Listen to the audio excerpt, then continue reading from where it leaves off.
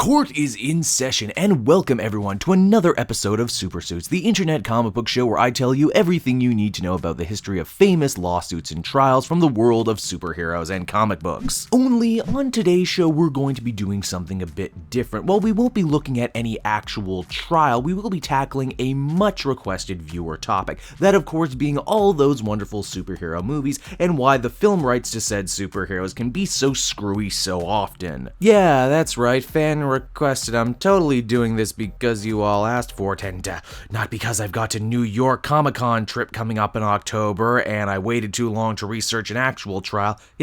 Yeah, that sounds all very believable. Now, for this video, we're mostly going to be dealing with the Marvel film rights because, well, Warner Brothers owns all the DC film and TV rights, so they can do with them whatever they like. For example, have a Flash on TV and in the movies. They can also choose to do nothing at all, and for periods of time they have. Let us not forget the famous Bat embargo that kept Batman-related characters from showing up in stuff like the Justice League cartoon while Christopher Nolan was developing his Batman movie. But just to reiterate, we're mostly going to be talking about Marvel here and the legal reasons behind why all their stuff seems so chopped up. You see, back in 1996, the House of Ideas was not doing so hot at all. Not only were they losing money left, right, and center, but they owed about $1.7 million.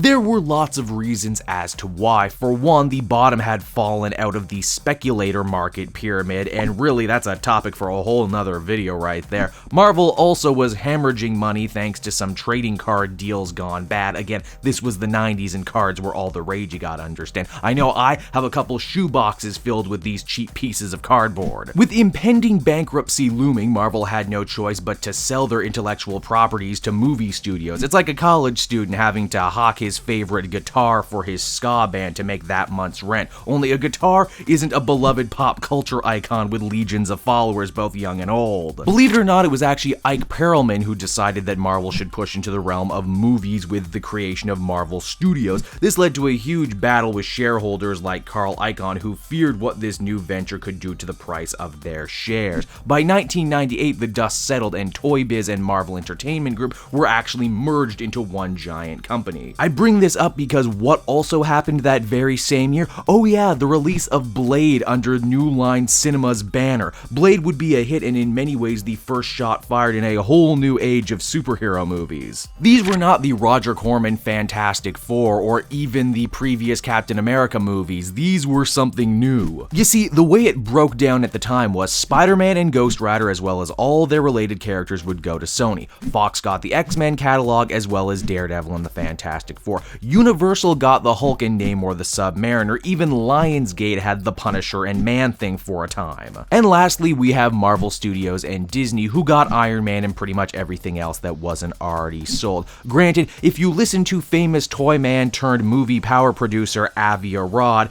he claims that it was under some rather dubious stalling tactics that Marvel Studios was able to get Iron Man back to the Mouse House. What do I mean by stalling tactics? Well, follow me on this one because this is where things get complicated. Something Marvel managed to put into the contracts they had with these studios was a special stipulation that entailed if the studios didn't make a new movie based on their properties every 4 years, the film rights would revert back to Marvel. It's because of this stipulation, Daredevil, Ghost Rider, and eventually even the Punisher all managed to make their way back under the Marvel banner. Now, the situation with Spider-Man was much more complicated. You see, the web had actually sat around in legal limbo for a long time before he could even be sold off to Sony. You maybe have heard once upon a time about a supposed James Cameron film that was going to get made involving Spider-Man. Yeah, Spider-Man has been through a lot. In fact, that within itself sounds like an interesting idea. Mark that off on the calendar and let's do that one at a later date. Sony, as you'll all know, made at least 3 Raimi movies and 2 Mark Webb reboot movies before a email scandal coupled with general poor reception forced Sony's hand to work out a deal with the Mouse House. The deal was Marvel and Disney will let Spider-Man hang out with the Avengers, but Sony gets to recast and reboot the series on their own. Both studios will also keep their box office receipts from their own respective film projects. Think of it as a messy divorce, only now Papa Marvel gets visitation. Now, the X-Men is an even more complicated affair to untangle, especially when you stop and consider characters like Quicksilver and Scarlet Witch, who are not only mutants, but are also founding members of the Avengers, which means Fox and Marvel are kinda forced to share.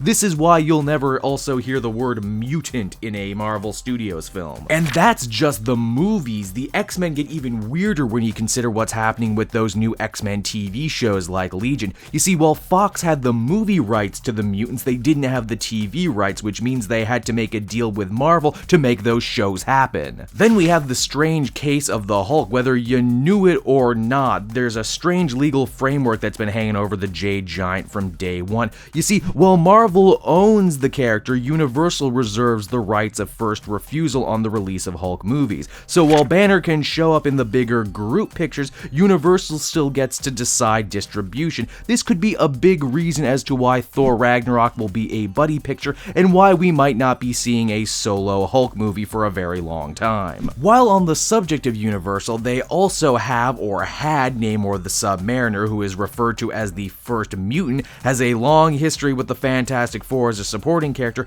but who, as Joe Quesada put it in an interview from this year, is actually still owned by Marvel. Maybe. Again, it's all very confusing. So there you have it, a little legal look into the sometimes tangled mess that is studio politics and movie rights. I hope I was able to clear some stuff up for all of you out there, and if I only managed to make you more confused, hey, don't blame me, I didn't draft these deals. And with that, the gavel has been smacked, and that will just about do it for me and another episode of Super Suits. As always, for more educational comic book videos, please by all means subscribe to Scott and NerdSync, and if you want to see what I'm doing over at the Cape Joel channel, well, you can do that too. Until next time, everybody.